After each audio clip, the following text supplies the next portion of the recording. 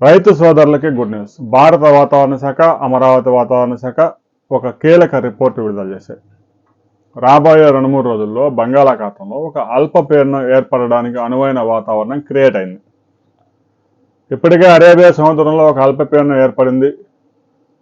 ఇక మహారాష్ట్ర, ఛత్తీస్గఢ్, ఒడిశా, ఆంధ్రప్రదేశ్, తెలంగాణ మీదుగా ఒక ఉపరితల ఆవర్తనం కొనసాగుతూ ఉంది. మరో 2 రోజుల్లో బంగాళాఖాతంలో కూడా అల్పపీడనం ఏర్పడే అవకాశాలు స్పష్టంగా కనిపిస్తాయి. బంగాళాఖాతంలో అల్పపీడనం కనుక ఏర్పడితే 2 తెలుగు రాష్ట్రాలతో పాటుగా కర్ణాటకలో కూడా విస్తారంగా వర్షాలు కురిసే అవకాశం ఉంది.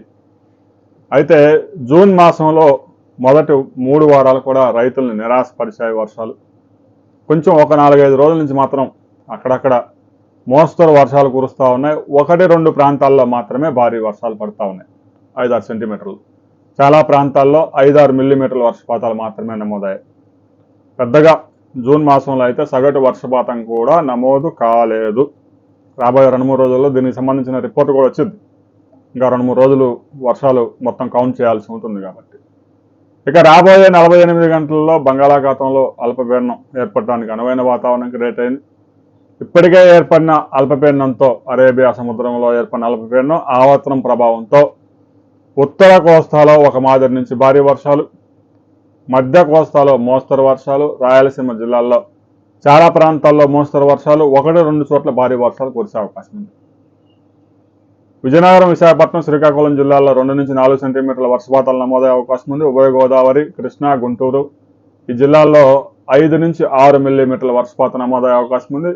ఇక రాయలసీమ ప్రాంతాల్లో 4-8 మిల్లీమీటర్ల వర్షపాతాలు, 1-2 చోట్ల 2-3 సెంటీమీటర్ల వర్షపాతం పడే అవకాశం ఉంది. ఇక తెలంగాణలో కూడా చాలా ప్రాంతాల్లో మోస్తరు వర్షాలకు అవకాశం ఉంది. 1-2 ప్రాంతాల్లో భారీ వర్షాలకు అవకాశం ఉంది. రాబోయే 2 రోజుల్లో బంగాళాఖాతంలో అల్పపీడనం గురించి మరింత స్పష్టత వచ్చిన తర్వాత దాని ప్రయాణం ఎటు ఉండబోతా ఉంది, ఏ ప్రాంతాలకు వర్షాలు తీసుకురాబోతా ఉంది, ఆ అల్పపీడన ప్రభావంతో నైరుతి ఋతుపవనాలు మరింత బలంగా మారతాయా లేదా అనే వివరాలు మరో వీడియోలో మనం తెలుసుకుందాం. ఇప్పటికే ఏర్పడిన అల్పపీడన ప్రభావంతో ఉత్తరాది రాష్ట్రాల్లో పెద్ద ఎత్తున వర్షాలు కురుస్తున్నాయి. కానీ 2 తెలుగు రాష్ట్రాలు, తమిళనాడు ప్రాంతాల్లో వర్షాలు ప్రస్తుతానికి చాలా నిరాశాజనకంగా ఉన్నాయి. మిగతా కేరళ, కర్ణాటక, మహారాష్ట్రలో కుండపోత వర్షాలు ఉన్నాయి. బీహారు, ఉత్తరప్రదేశ్, మధ్యప్రదేశ్, ఒడిశాల్లో కూడా పెద్ద ఎత్తున వర్షాలు కురుస్తూ ఉన్నాయి. దక్షిణాది రాష్ట్రాల్లో తెలంగాణ, తమిళనాడుకి మాత్రం కొంత షార్టేజ్ ఉంది. రాబోయే రోజుల్లో ఇది కవర్ అవుతుందని ఆశిద్దాం. రాబోయే కొద్ది రోజుల్లో ఏ ప్రాంతాల్లో ఎంత వర్షపాతం నమోదైంది అనే వివరాలతో మరో వీడియోలు తెలుసుకుందాం.